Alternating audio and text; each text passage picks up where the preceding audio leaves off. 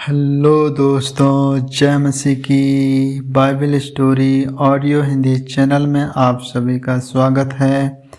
आज हम पवित्र शास्त्र बाइबल के एक नए ऑडियो स्टोरी से जानेंगे गिनती की पुस्तक से लेवियों के नगर के बारे में। हालेलुया। फिर यहोवा ने मोआब के आराब में यरीहो के पास की यरदन नदी के तट पर मूसा से कहा, इस्राएलियों को आज्ञा दे कि तुम अपने अपने निज भाग की भूमि में से लेवियों को रहने के लिए नगर देना और नगरों के चारों ओर की चराइयाँ भी उनको देना। नगर तो उनके रहने के लिए और चराइयाँ उनके गाय बैल और भेड़ बकरी आदि उनके सब पशुओं के लिए होगी। और नगरों की चराइयाँ जिन्हें तुम लेवियों को दोगे वह एक नगर की शहरपनाह के से बाहर चारों ओर 1,000 हाथ तक की हो, और नगर के बाहर पूर्व दक्षिण पश्चिम और उत्तर की ओर 2-2 हजार हाथ इस रीति से नापना कि नगर बीचों बीच हो। लेवियों के एक नगर की चराई इतनी ही भूमि की हो, और जो नगर तुम लेवियों को दोगे उनमें से 6 सरल नगर हो जिन्हें तुमको खूनी के भागने के लिए ठहराना होगा, और उनसे अधिक 42 नगर और भी देना। जितने नगर तुम लेवियों को दोगे वे सब 48 हो, और उनके हाथ चराइयाँ देना। और जो नगर तुम इस्राएलियों की निज भूमि में से दोगे जिनके बहुत नगर हों उनसे बहुत, और जिनके थोड़े नगर हों उनसे थोड़े लेकर देना। सब अपने अपने नगरों में से लेवियों को अपने ही अपने भाग के अनुसार दें। खूनी के लिए सड़ नगर। फिर यहोवा ने मूसा से कहा, इस्राएलियों से कह, जब तुम यरदन पार होकर कनान देश में पहुँचो तब ऐसे नगर ठहराना जो तुम्हारे लिए सड़ नगर हों कि जो कोई किसी को भूल के मार के खून ठहरा हो वह वहाँ भाग जाए। वे नगर तुम्हारे निमित्त पलटा लेने वाले से सड़ लेने के काम आएंगे कि जब तक खूनी न्याय के लिए मंडली के सामने खड़ा ना हो तब तक वह मार डाला जाए। और सड़ के जो नगर तुम दोगे वे 6 हो, 3 नगर तो यरदन के इस पार और 3 कनान देश में देना। सड़ नगर इतने ही रहें। ये 6 नगर इस्राएलियों के और उनके बीच रहने वाले परदेशियों के लिए भी शरणस्थान ठहरे कि जो कोई किसी को भूल से मार डाले वह वहीं भाग जाए। परंतु यदि कोई किसी को लोहे की किसी हाथ से ऐसा मारे कि वह मर जाए तो वह खूनी ठहरेगा और वह खूनी अवश्य मार डाला जाए। और यदि कोई पत्थर हाथ में लेकर जिससे कोई मार सकता है किसी को वह मर जाए तो वह भी खून ठहरेगा और वही खूनी अवश्य मार डाला जाए।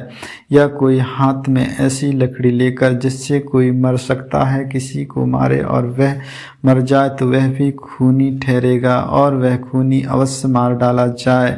लहू का बदला लेने वाला आप ही वह उस खून को मार डाले, जब भी वह मिले तब ही वह उससे मार डाला जाए। और यदि कोई किसी को बैर के ढकेल दे या घात लगाकर कुछ उस पर ऐसे फेंक दे कि वह मर जाए, या शत्रुता से उनको अपने ऐसे मारे कि वह मर जाए, तो जिसने मारा हो वह अवश्य मार डाला जाए, वह खूनी ठहरेगा। लहू का बदला लेने वाला जब भी वह खून उसे मिल जाए तब ही उसको मार डालें। परंतु यदि कोई किसी को अपने सोचे और बिना शत्रु रखे ढकेल दे या बिना घात लगाए उस पर कुछ फेंक दे, या ऐसा कोई पत्थर लेकर जिससे कोई मर सकता है दूसरे को बिना देखे उस पर फेंके दे और वह मर जाए, परंतु वह ना उसका शत्रु हो और ना उसकी हानि का खोजी रहा हो, तो मंडली मारने वाले को लहू का बदला लेने वाले के बीच इन नियमों के अनुसार न्याय करे।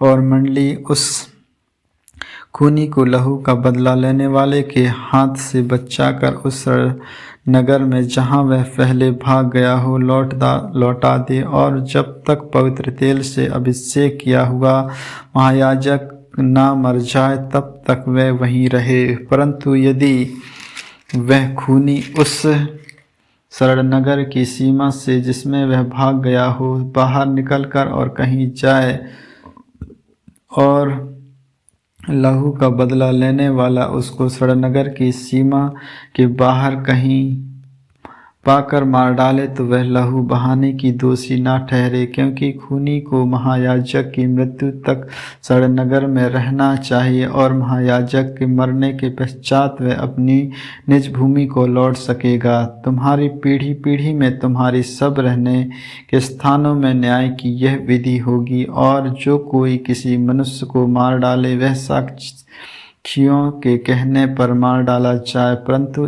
एक ही साक्षी का सीमा से कोई ना मार डाला जाए। और जो खूनी प्राणदंड के योग्य ठहरे उससे प्राणदंड के बदले में जुर्माना लेना वह अवश्य मार डाला चाहिए। और जो किसी शरणनगर में भाग हो उसके लिए भी इस मतलब में जुर्माना ना लेना कि वह याजक के मरने से पहले फिर अपने देश में रहने को लौटने पाए।